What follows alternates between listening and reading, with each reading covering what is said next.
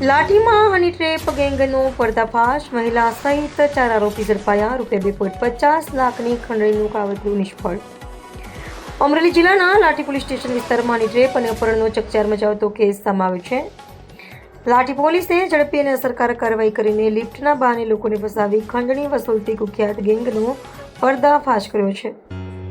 પોલીસે એક મહિલા સહિત કુલ 4 આરોપીઓની ધરપકડ કરી છે. પ્રાપ્ત માહિતી અનુસાર લાઠી પંથકમાંથી પસાર થતા એક મોબાઈલ ચાલકને રસ્તામાં એક મહિલાએ ભૂરખિયા તરફ જવા માટે લિફ્ટ માંગી હતી.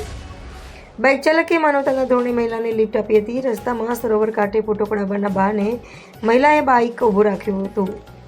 તે દરમિયાન અગાઉથી ઘડાયેલા કાવતરા મુજબ એક કાર ત્યાં આવી પહોંચી હતી. કારમાંથી ઉતરેલા શખ્સોએ બાઇક ચાલકનું અપહરણ કરી તેની સાથે મારપીટ કરી હતી અને ₹2.50 લાખની ખંડણી માંગી હતી. આરોપીઓએ બળજબરીપૂર્વક ગૂગલ પે અને QR કોડ મારફતે ₹58,000નું ઓનલાઈન ટ્રાન્સફર પણ કરાવ્યું હોવાનું તપાસમાં બહાર આવ્યું છે. ફરિયાદ મળતા જ લાઠી પોલીસે હ્યુમન ઇન્ટેલિજન્સ અને ટેકનિકલ સર્વેલન્સના આધારે તપાસ શરૂ કરી હતી. તપાસ દરમિયાન સુરતથી સંચાલિત ગેંગના 3 પુરુષ અને 1 મહિલા સહિત કુલ 4 આરોપીઓને ઝડપી પાડવામાં આવ્યા હતા. પોલીસે આરોપીઓને ઘટના સ્થળે લઈ જઈ કડક પોલીસ બંદોબસ્ત વચ્ચે ઘટનાનું રિકન્સ્ટ્રક્શન પણ કરાવ્યું હતું. લાઠી પોલીસની આ સફળ કામગીરીથી એની ટ્રેપ અને ખંડણીખોરી કરતી ટોળકીમાં ફફડાટ ફેલાયો છે. સમગ્ર મામલે વધુ તપાસ ચાલી રહી છે. રિપોર્ટર સરફરાઝ ખોખર, અમરેલી. તારીખ 15/7/2026 રોજ અમરેલી જિલ્લાના લાઠી પોલીસ સ્ટેશન ખાતે એક હની ટ્રેપનો ગુનો દાખલ થયો હતો. આ જે ગુનો છે તે કુલ 5 વ્યક્તિઓ વિરુદ્ધ દાખલ થયો હતો, જેમાં નિલેશ ગોસ્વામી, શ્યામ તથા 2 અજાણ્યા ઈસમો તથા 1 અજાણી મહિલા વિરુદ્ધ દાખલ કરવામાં આવ્યો હતો. આ કામના જે અન્ય 4 આરોપીઓ છે તેને લાઠી પોલીસ સ્ટેશન દ્વારા પકડવામાં આવેલા છે.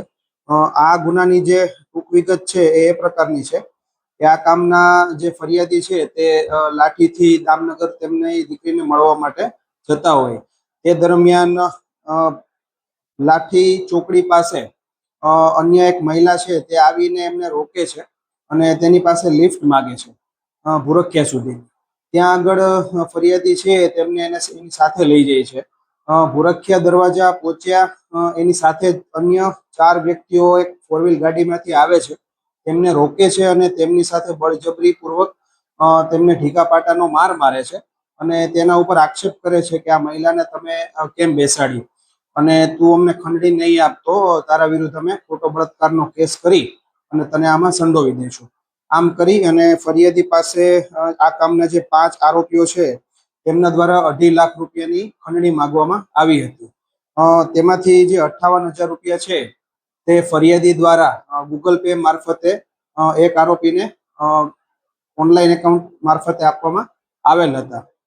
આ બનાવ બન્યા બાદ જે 5 આરોપીઓ છે તે નાસી ગયેલ હોય લાઠી પોલીસ સ્ટેશનમાં BNSની કલમ 140(3), 308(5), 308(7), 61(2), 115(2), 126(2) તથા 351(3) મુજબ ધોરણસર ગુનો દાખલ કરવામાં આવ્યો હતો.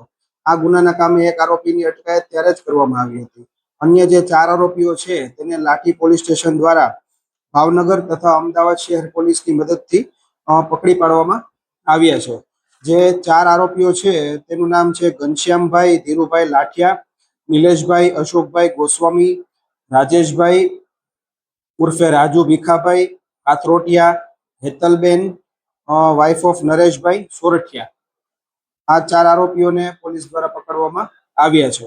આ કામના જે આરોપીના જે મુદ્દામાલ જે છે ₹58,000 પૂરેપૂરા પોલીસ દ્વારા રિકવર કરવામાં આવ્યા છે.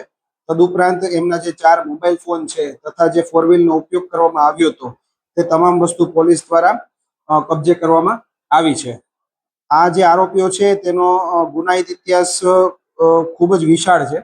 આરોપી ઘનશ્યામ લાઠિયા વિરુદ્ધ કુલ 7 ગુનાઓ દાખલ ભૂતકાળમાં થયેલા છે. આરોપી નિલેશ ગોસ્વામી વિરુદ્ધ 4 ગુના દાખલ થયેલા છે.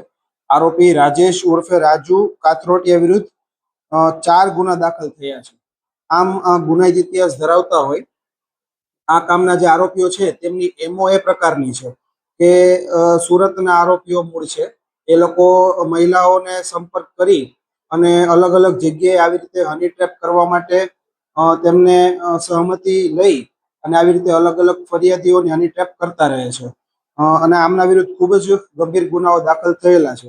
આગળની તપાસ છે હાલ ચાલુ છે.